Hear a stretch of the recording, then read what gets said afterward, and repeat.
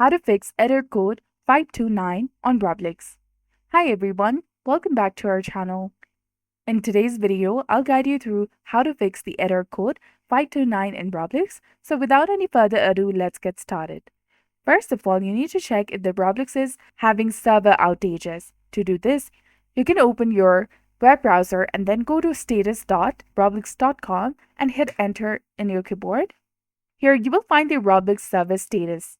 If there are any ongoing outages, they may be listed here. As you can see, all the systems are operational, which means that there are no ongoing outages. But if the servers are very down, there is not much you can do other than wait for the Roblox team to fix the problem. Now, if the game servers are fine and you still see the error, log out of the Roblox account and log back in. To do this, and you're using an app, tap on the More icon from the left-hand side of the screen and then tap on Logout.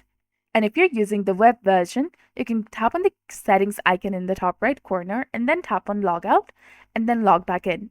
If you're still encountering the error, check if you can connect to a different server. To do this, you can open the Roblox player, open any game that you like, then click on the play button over here.